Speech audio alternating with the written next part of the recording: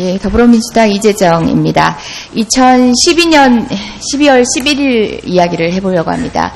셀프 감금 사건이라고 비서실장님 들어보셨지요? 당시에 국정원 심리전단 소속 김하영이 대선에 개입을 했습니다. 북한 심리전단 요원이 야당 대선 후보를 빨갱이로 밀어붙이는 말들, 그 다음에 북조선 인민공화국 후보라는 둥, 심지어 야권의 인사들을 걸레년, 빨갱이, 운동권 정액바지 등 입에 담을 수 없는 이야기로 선거에 개입하던 당시의 일입니다. 현장에 발각되자 이틀 동안 문 잠그고 안 나왔습니다. 왜냐고요? 노트북에서 관련된 증거를 삭제를 했거든요. 그리고 나서 떠들썩하게 고소를 했습니다. 민주당 의원들과 당직자들이 본인을 감금했답니다. 어이가 없는 건 검찰이죠. 관련된 내용을 수사해가지고 기소까지 했어요. 그래서 2년 동안 어려운 재판 끝에 불과 얼마 전 7월 6일 무죄 판결 나왔습니다. 자, 잠금입니까? 감금입니까? 실장님. 글쎄, 그것은 검찰에서 법과 원칙에 따라서 판단 조치한 것으로 알고 있습니다. 아, 검찰에서는 법과 원칙에 따라서 판단을 했는데 그럼 법원은 법과 원칙을 무시해서 무죄라고 했을까요? 그런데 그런 검찰에 대해서 관여한 사실은 없는 걸로 알고 있습니다. 자, 정부 차원에서 사과하실 의향 없으신가요? 그것은 지금 그에 대한 답변은 아직 확정되지 않은 재판 결과에 대한 평가로 비춰질 우려가 있기 때문에 박근혜 대통령 당시 선거 전국이었습니다. 관련된 내용을 굉장히 인용을 많이 하시면서 오도하셨는데요.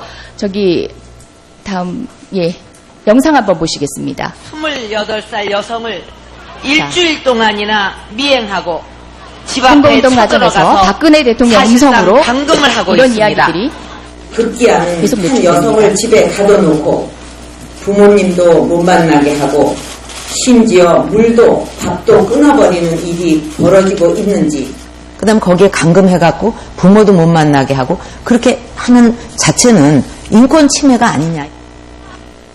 당시 사건에서 거리감을 두신 게 아니라요, 적극적으로 활용을 해가지고 대선 국면에서 굉장한 영향을 끼친, 여론을 호도한 사건입니다.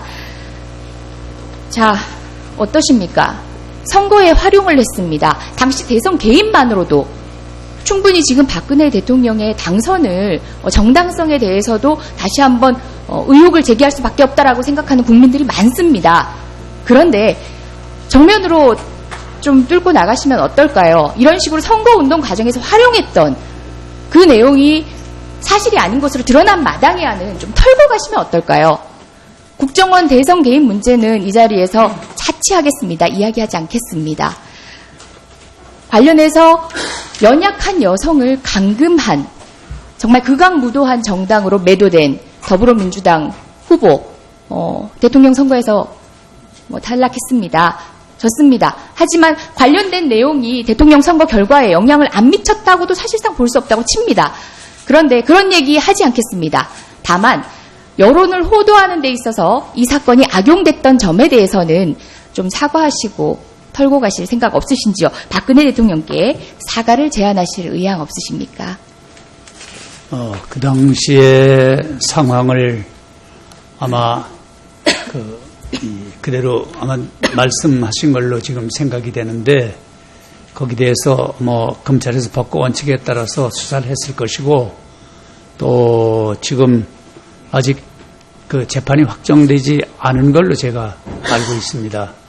그래서 그 문제에 대해서 지금 확정되지 않은 마당에 그러면은 확정이 되고 그럼 무죄가 대법원에서도 확정이 된다면 그때는 박근혜 대통령님께 사과를 제안하실 의향이 있습니까? 그땐 결과를 봐서 판단해야 되리라고 생각이 됩니다. 지금 확정만 이야기하셨거든요. 확정되지 않았기 때문에 1심 판결도 충분히 논리적으로 설득력이 있고 납득할 만큼의 권위를 가지고 있습니다. 그럼에도 불구하고 확정 여부를 가지고 말씀을 하셨다면 좋습니다. 기다리겠습니다. 대법원에서 확정되고 난 이후라면 대통령 사과하실까요? 그때 내용을 봐야 판단이 될 것 같습니다. 검찰만 합리적으로 수사를 한 겁니까? 아니, 법원의 1심 법원 판단이, 판결이 잘못됐다고 생각하시는 겁니까? 법원의 판단이 나오겠죠. 네, 수고하셨습니다. 다음은 존경하는 오신환 의원님 질의해 주시기 바랍니다.